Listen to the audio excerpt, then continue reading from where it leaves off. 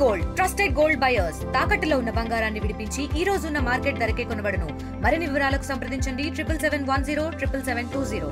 గతంలో చేయనటువంటి అన్నీ మేము చేస్తున్నాం, చెప్పుకోలేకపోతున్నాం, కాకపోతే ప్రజల్లోకి దాన్ని తీసుకెళ్ళలేకపోతున్నాం అన్నట్టు చెప్తా ఉన్నారు. ఒకటి బీసీ కులగణన 42% రిజర్వేషన్ ఇవ్వబోతా ఉన్నాం పార్టీలకు అతీతంగా కూడా. మీరు ఇవ్వండి మా పార్టీ నుంచి ఇస్తామనేటువంటి స్టేట్మెంటు. మీరు తెలంగాణ ఉద్యమంలో కీ రోల్గా ఉన్నారు, బీసీ నేత, తర్వాత ఉద్యోగ సంఘాలకు సంబంధించిన నాయకులు కూడా. ఏం చెప్తారు? ఈ బీసీ కులగణన వచ్చే రాజకీయాలన్నీ బీజేపీ కాంగ్రెస్ బీసీ ఎజెండాగానే రాజకీయ ఎజెండా అనేటువంటి ఫిక్స్ అయ్యాయి. నేను బీసీని కావచ్చు, పుట్టుకతో ఏం తెలియదు కదా, బీసీగా కులంలో పుట్టవచ్చు, కానీ ఒక బీసీ నేతనే కాదు, తెలంగాణ ఉద్యమకారు నేను. నాకు అన్ని కులాలతో సంబంధాలు ఉంటాయి, అంత వేస్తూ ఉంటుంది. కాకపోతే ఒక బీసీ అంశం మీద మాట్లాడేందుకు ఒక బీసీ నేతగా నేను కాదు. మీరు అడిగిన దాన్ని చెప్తాను నేను.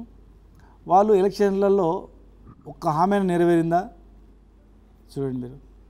ఇందులో బీసీల ఒకటి, వాళ్ళు ఒక్కొక్క దగ్గర ఒక డిక్లరేషన్ ఇచ్చారు.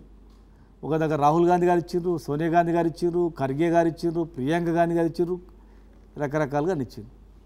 కామారెడ్డిలో మాట్లాడినరు.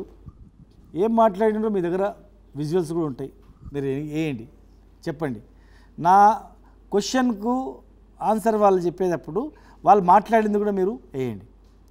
నేను 6 నెలల్లో కులగణన చేసి 42% రిజర్వాయర్ రిజర్వేషన్ చట్టబద్ధత కల్పించి నేను ఎలక్షన్లో పోతానన్నాడు. బీసీలలో కూడా వర్గీకరణ కూడా చేస్తానన్నాడు. మరి 6 నెలలు దాటిపోయింది, 14 నెలలు అయింది కదా. ఈరోజు వరకు కూడా ఏం చేసిండ్రు వాళ్ళు? అసెంబ్లీ పెట్టి ఇగో బీసీలు ఇంత తక్కువ చూపించారు వాళ్ళు. అంటే బీసీల ఇజ్జత్ తీయడానికి అసెంబ్లీ వేదికగా చెప్పిర్రు, అంతే తప్ప ఏం కాలే. మళ్ళీ మేమందరం గొడవ చేసి చట్టం తీయకుండా మీరు ఏం లేకుండా నువ్వు బీసీల ఇజ్జత్ తీయని కానీ మేము నిలదీస్తే ఈరోజు మళ్ళీ అసెంబ్లీ పెడుతున్నారు. అసెంబ్లీ పెట్టి మాకు ఇవన్నీ కాదు, మీరు ఎలక్షన్లో చట్టపరంగా 42% రిజర్వేషన్తోన ఇస్తున్నారు. మాది జనాభా బీసీలది 42 కాదు, 52%. మళ్ళీ మైనార్టీలది కలిపితే 62%. మైనార్టీలది సపరేటు.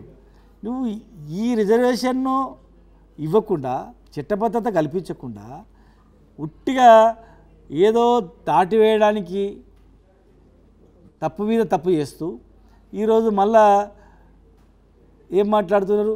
అసెంబ్లీ చట్టం తెచ్చి కేంద్రం మీద వేస్తామని. నువ్వు కేంద్రంతో దండం పెడతావా, కాలు మొక్తావా, కొట్లాడతావా, ఏం చేస్తావో మాకు సంబంధం లేదు. శ్రీనివాస్ గౌడ్ గారు, ఇప్పుడు ఇవన్నీ చట్టబద్ధతతో తేవాలనేది మా వాదన. ఇవన్నీ మీరు బీసీ నేతగా మాట్లాడుతున్నారా, లేదా బీసీ నాయకుడిగా మాట్లాడుతున్నారా, బీఆర్ఎస్కి చెందిన బీసీ నాయకుడిగా మాట్లాడుతున్నారా? నేను ఎందుకు ఈ క్వశ్చన్ రైజ్ చేస్తున్నానంటే, అక్కడ కాంగ్రెస్ బీఆర్ఎస్ బీసీ వ్యతిరేకం ఉంటుంది, అందుకే నేను ఈ క్వశ్చన్ అడగడం జరిగింది. ఇవన్నీ ఉట్టి మాటలు. వాళ్ళు లాస్ట్ అసెంబ్లీ ఒక్క బీసీ ఎమ్మెల్యే కూడా లేడు అక్కడ. వాళ్ళు రాహుల్ గాంధీ గారు ప్రతి పార్లమెంటుకు 2 ఎమ్మెల్యేలను బీసీలు ఎమ్మెల్యే ఇవ్వాలని చెప్పిండు రాహుల్ గాంధీ గారు. మరి ఏం చేసిండ్రు వాళ్ళు? ఎక్కడ ఇవ్వలే. ఏమిచ్చిండ్రు?